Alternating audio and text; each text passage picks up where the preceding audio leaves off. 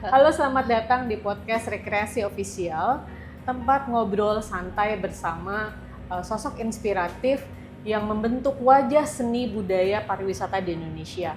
Di edisi spesial Hari Kartini ini, kita akan bertemu langsung dengan perempuan inspiratif visioner yang malang melintang di dunia pariwisata dan industri kreatif di tanah air.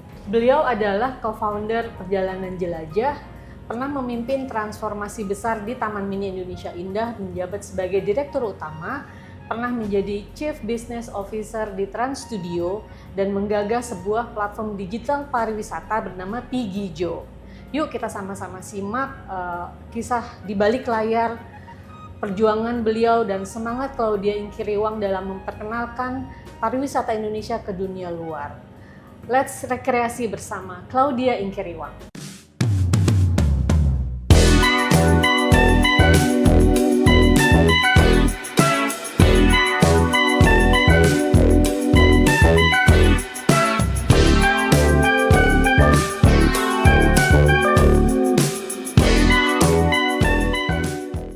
Hai Ibu Claudia. Hai, ya, apa kabar? Apa kabar Ibu? Baik. Di tengah kesibukan ya Bu, kita ketemu di Sentul. Alhamdulillah kita bisa datang tim rekreasi bertemu dengan Ibu Claudia di Sentul. Ibu sekarang sibuk apa sih Bu? Sibuknya sih banyak ya. Banyak ya. Banyak nih. Pertama adalah yang tetap di bidang tourism. Ini menjadi passion soalnya ya. Yeah. Yang kedua memang yang di bidang pendidikan. Jadi memang saya punya aktivitas di bidang pendidikan itu juga masih jalan. Terus yang ketiga ya jadi konsultan sana sini lah gitu ya. Itu juga masih jalan gitu. Jadi pada saat yang bersamaan ada beberapa yang lagi dikerjain. Iya, mungkin banyak yang belum mengenal Ibu Claudia juga nih dari tadi dari sepak terjangnya dari dunia pariwisata ya Bu ya. Kemudian menjadi bagian penting dari transformasi besar Taman Mini Indonesia Indah gitu ya. Mungkin kalau boleh diceritain Ibu, kita balik lagi ke awal. Ibu kan kayaknya bermula karirnya di pariwisata ya Bu. Apa sih dulu yang tercetus atau mimpi Ibu dulu ketika saya berkarir di pariwisata itu dulu apa sih Bu? Malah sebelumnya saya tuh bukan di pariwisata. Oke. Saya tuh sebelumnya tuh kalau industrinya tuh asuransi. Kalau fieldnya ya itu adalah di IT. Jadi sebenarnya saya tuh awal karir saya kira-kira kayak 13-14 tahun pertama, mungkin 15 tahun pertama itu adalah di asuransi ini.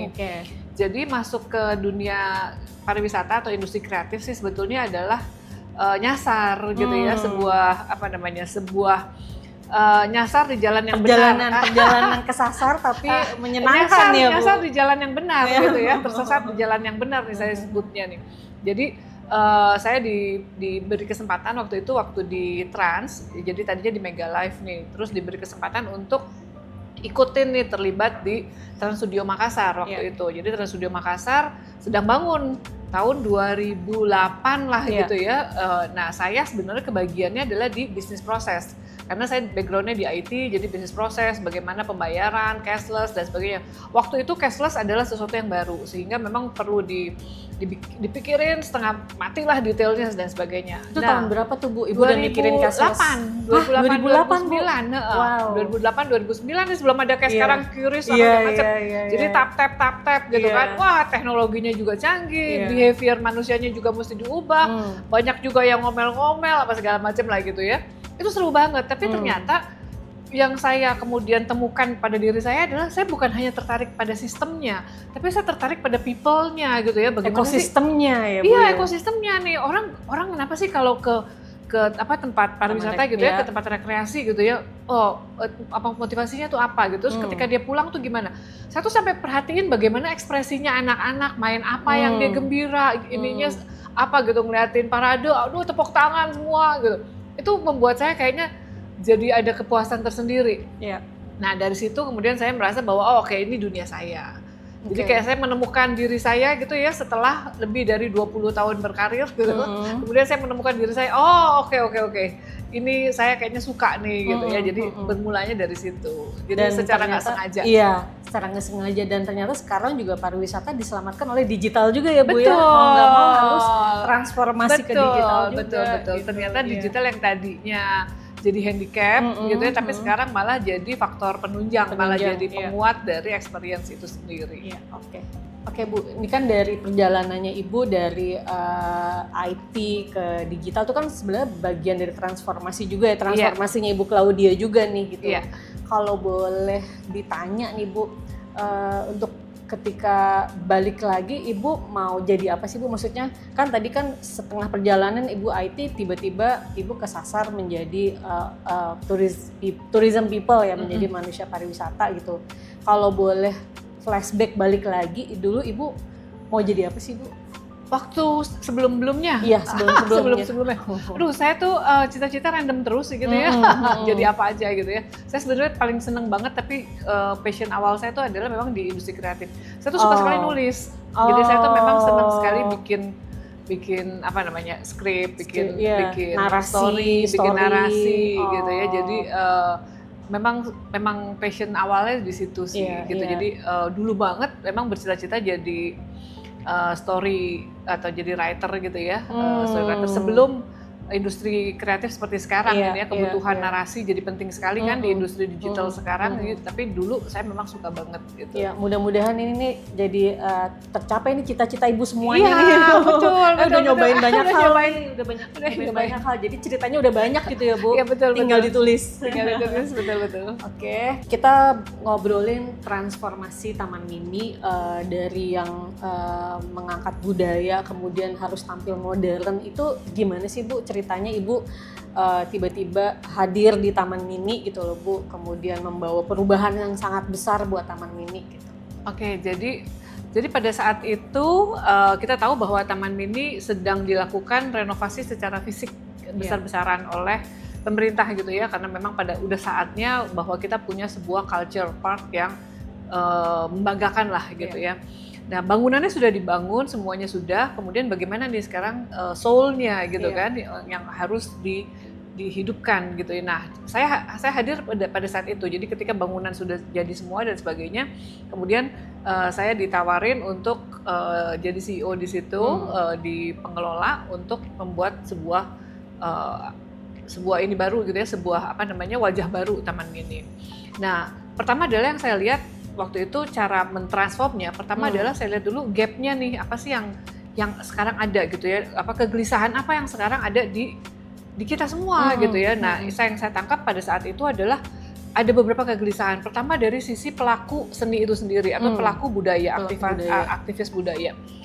Aktivis budaya itu begitu mencintai budaya.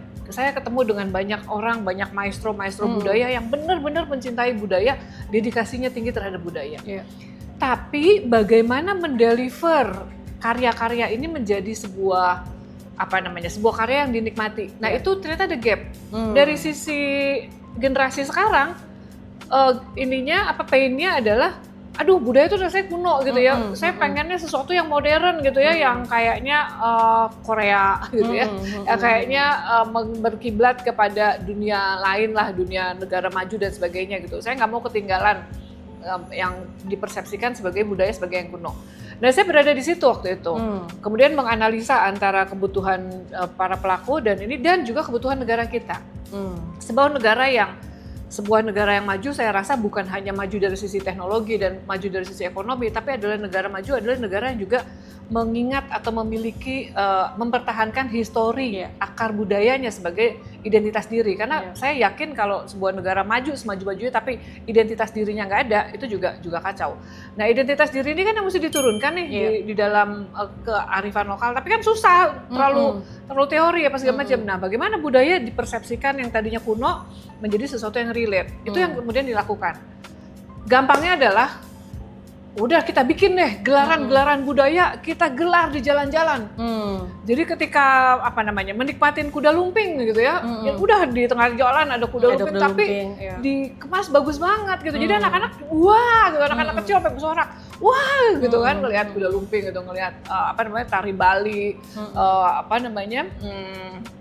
semua tari-tarian lah apa segala macam di jalanan. Bagaimana alat-alat musik itu digelar, konser-konser mini tuh di jalanan-jalanan di Taman Mini. Jadi peristiwa budaya tuh dinikmati sebagai keseharian. Nah, ternyata ketika kemasannya dibikin bagus, belakangnya backgroundnya bagus, rumah adatnya dibagusin gitu ya, jadi rapi semua, terus kemudian kegiatan-kegiatan di depan ternyata menarik gitu ya. Jadi wah, akhirnya saya melihat bahwa oke, ternyata sebenarnya budaya juga masih bisa dinikmatin asal kemasannya dibagusin. Nah, akhirnya mentransformasi ke people-nya nih, ke para pengelolanya, organisasinya dulu deh dirapihin. Jadi tim-timnya juga dirapihin, kita bikin lebih fresh, komunikasinya lebih modern gitu ya, sosmednya lebih aktif dan sebagainya. Jadi semuanya deh ditransformasi gitu ya, termasuk experience digitalnya si pengunjung gitu ya. Jadi pengunjung bisa experience digitalnya tuh lebih mudah gitu ya.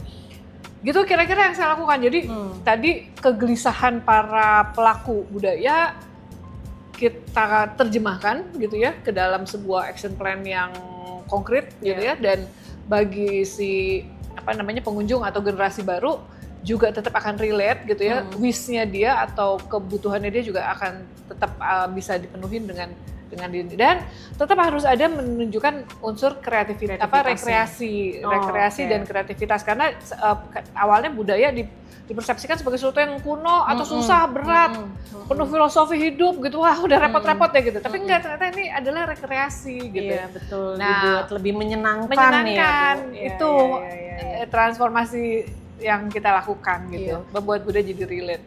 Itu berapa lama tuh Bu Ibu melakukan perubahan besar-besaran seperti itu Bu? Sekitar 6 bulan sampai 1 tahun sih. Luar biasa.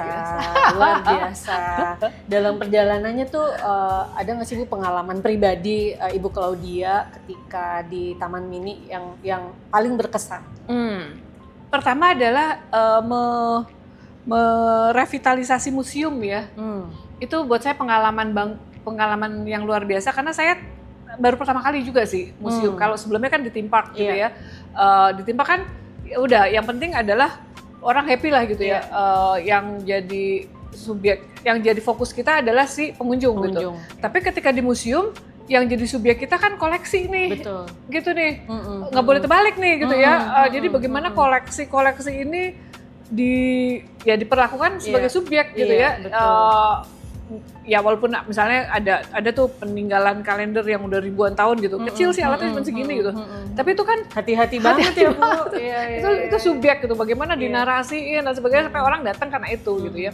Jadi orang akan adjust terhadap koleksi, bukannya kita yang adjust kepada kebutuhan orang. Nah jadi di museum tuh approach-nya berbeda. Buat saya, aduh ini hal baru sih. Emang orang kalau ke museum ya memang dia akhirnya jadi adjust pada si museumnya gitu ya. Oh menarik juga ya, suatu pendekatan yang ini gitu. Jadi edukasi dan entertainment juga ya Bu ya. Entertainmentnya caranya beda gitu. Nah ini yang buat saya belajar hal baru lagi nih gitu. Dan saya happy banget kalau lihat di Taman Mini itu ada namanya Museum Indonesia. Dan ada satu lagi namanya Museum Contemporary Art Gallery. Itu saya terlibat banget dari awalnya. Itu saya happy banget sih belajar. Boleh diceritain Bu happy-nya apa saja Bu, apa subjeknya atau prosesnya, proses mencari koleksinya. Jadi prosesnya dari mulai desain, karena saya terlibat dengan si desainernya segala macam, kemudian koleksinya juga yang saya pikir luar biasa ajaib gitu ya, di Indonesia ternyata hebat banget gitu ya. Dan kemudian sampai respons dari pengunjung itu sendiri. Jadi itu bikin saya puas ya Bu ya. Kepuasan tersendiri. Oke. Kalau tadi kan kita bicara Taman Mini, Ibu sebagai direktur utama ya Bu ya di Taman Mini. Sebelumnya kan Ibu bekerja di Trans Studio ya Bu sebagai Chief Business Officer. Mungkin Ibu boleh ceritain tuh Bu, di Trans Studio tuh apa saja yang sudah Ibu buat, sudah Ibu bangun, kemudian apa yang menjadi pengalaman tersendiri. Mungkin berbeda dengan Taman Mini. Kalau Trans Studio kan lebih ke hiburan gitu ya Bu, lebih permainan gitu ya, dan sebagian besar juga indoor theme park ya Bu ya. Mungkin Ibu Claudia boleh ceritain. Nah, kalau di theme park ini beda lagi nih, fokus saya waktu itu. Kalau saya memang fokusnya di bisnis, jadi pembangunan dan sebagainya sudah ada timnya. Nah, saya tuh fokusnya bagaimana nih di bisnis nih. Di industri theme park itu kan kita kehidupannya kayak roller coaster ya, jadi bisa tiba-tiba tinggi gitu ya, pendapatannya bisa tiba-tiba lagi low season gitu ya, lagi rendah banget gitu. Tapi ini kan mesti di manage gitu. Nah, disitulah peran kreativitas tim dari tim tim bisnis itu penting banget karena nggak boleh sampai low season banget. Nah, ini yang strategi-strategi ini yang perlu dilakukan. Jadi misalnya ketika low season lagi puasa misalnya gitu. Jadi apa nih yang mesti kita lakukan gitu ya? Bisa nggak kita ngelawan gitu ya low season gitu? Melawan sih pasti nggak bisa, tapi jangan sampai terlalu low juga gitu sehingga apa yang mesti dilakukan. Nah, itu adalah pekerjaan-pekerjaan kreatif nih gitu ya, baik dari sisi kontennya maupun sampai dengan pricing strategi, sampai dengan segmennya siapa nih yang bisa jalan-jalan pada saat puasa atau memang kontennya akan diubah gitu. Nah, itu yang saya kerjain waktu itu. Nah, kemudian juga di sebuah theme park kan kita tahu manusia berubah lah ya dan cepet bosen gitu ya. Ini gimana nih biar nggak cepet bosen nih, artinya kan kita mesti punya sesuatu yang baru terus gitu kan, inovasi lagi, story baru lagi gitu ya, experience baru lagi, ini yang terus menerus harus selalu dipikirin, walaupun di dalam bisnis nih, tapi juga berpikir mengenai strategi-strateginya. Itu sih yang seru banget yang saya lakukan dulu, sampai ketika waktu itu misalnya COVID nih, kena COVID, aduh gimana nih namanya juga COVID gitu kan, apakah kita menyerah saja gitu kan. Nah, waktu itu kita bikin saya bikin strategi bahwa oke, kita bikin wisuda online gitu ya, virtual. virtual dari Trans Studio tuh. Keren banget loh Ibu itu. Waktu itu tuh keren banget sih, sampai kayaknya banyak banget universitas besar yang akhirnya wisuda secara proper, secara digital. Jadi bukan cuma Zoom yang di kampus gitu, tapi proper dengan kemegahan seremoni wisuda, tapi digital online gitu. Nah, itu kita lakukan juga. Ya seseru itu sih kehidupan, walaupun kayak roller coaster kadang-kadang. Roller coaster ya jadinya ya. naik turun gitu ya, tapi toh kita harus sampai di titik finishnya. Oke, kita sampai di perjalanan jelajah nih Bu. Kalau saya ngintip LinkedIn-nya Ibu kan kayaknya banyak gitu. Nah, yang bikin saya penasaran ini nih Bu, satu nih Bu, perjalanan jelajah. Perjalanan jelajah apa sih Bu? Oke, jadi gini, kalau ini adalah misi saya pribadi. Saya tuh sangat suka dengan alam, intinya nih. Jadi tadi yang sudah budaya udah, theme park, rekreasi udah gitu. Tapi sebenarnya juga saya punya concern yang cukup tinggi terhadap kelestarian alam. Alam tuh sebenarnya juga jadi tempat rekreasi yang bagus gitu ya, asal dijaga gitu, nggak semena-mena juga dijadikan demi rekreasinya kita kemudian dihancurkan juga jangan gitu ya. Jadi memang kalau tempatnya alam ya alam. Nah, ini saya punya tim sendiri namanya tim perjalanan jelajah gitu, yang memang jagain hutan, jadi bikin hutan wisata. Wisatanya ke hutan gitu. Aduh, ya bagus seru banget, seru banget wisatanya tuh di hutan gitu. Jadi kita jalan kaki, ketemu pohon besar, santai di bawah di samping sungai gitu ya, masuk ke goa dan sebagainya, tapi benar-benar alam gitu. Karena alam sudah menyediakan semuanya gitu ya. Nah, kegiatan fisik dan maupun kegiatan inilah ya emosional juga bisa dilakukan di situ gitu. Bisa meditasi juga ya Bu. Sekarang betul. Kan lagi orang banyak yang forest bathing ya. Betul. Itu bisa jadi agenda kita nih. Perjalanan jelajah itu adanya di hutan mana aja tuh Bu? Nah, sekarang kita lagi manage satu di hutan di Sentul sini. Di Sentul. Kemudian satu lagi di Bali, di Besaki. Oh, di Besaki. Di bawahnya Gunung Agung. Waduh, enak banget itu. Nanti kalau udah punya tangan banyak lagi baru kita bisa boleh menjelajah ke hutan-hutan yang lain. Sekarang waktunya memang lagi pas banget, jadi udah 2 dulu. Iya, oke.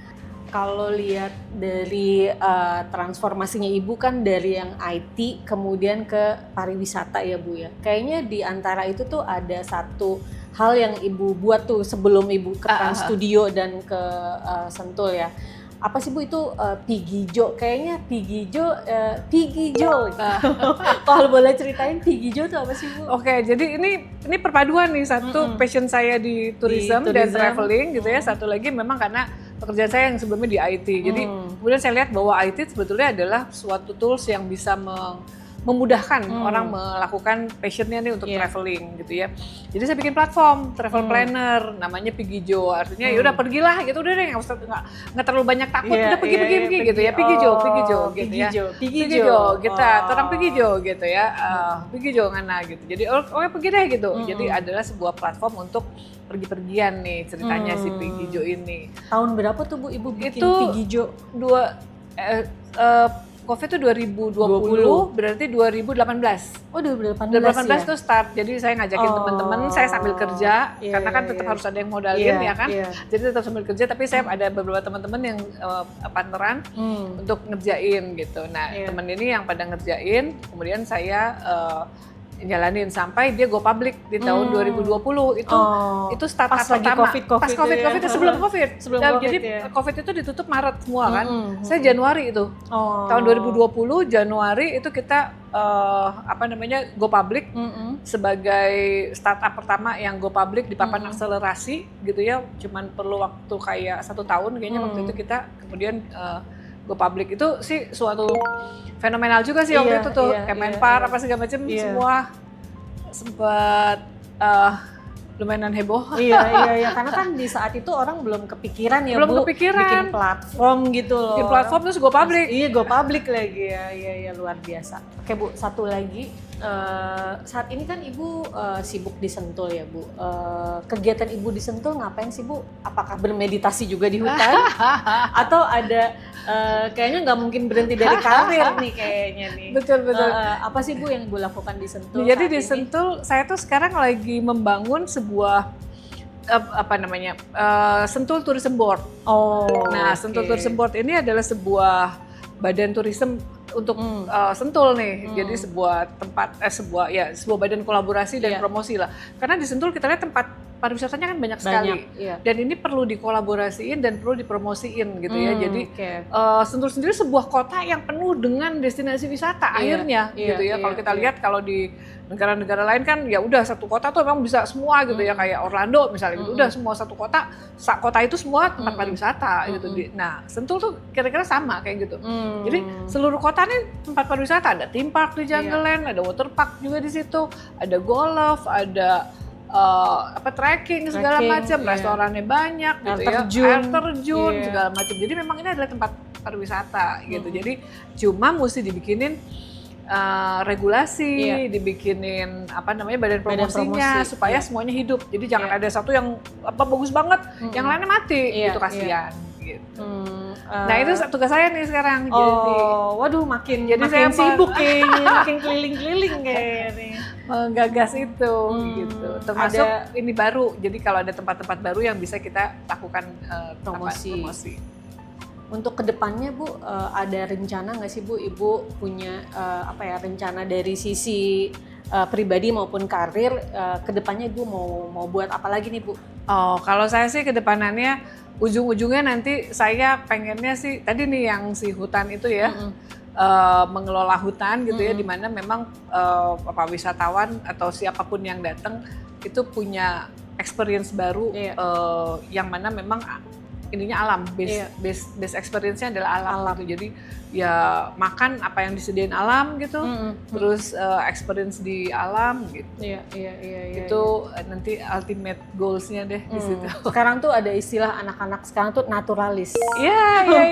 Naturalis, jadi kembali ke alam dan gaya hidup yang alam, ikutin disediakan oleh alam lah Bu ya. Terima kasih banyak Ibu Claudia atas waktunya dan juga Sobat Rekreasi sudah menonton sampai akhir tayangan di episode Ibu Claudia Ingkiriwang. Semoga kisah inspiratif Ibu Claudia bisa menjadi bahan bakar buat kita semua untuk terus berkarya dan menggali, mengeksplorasi lebih banyak lagi potensi yang kita miliki.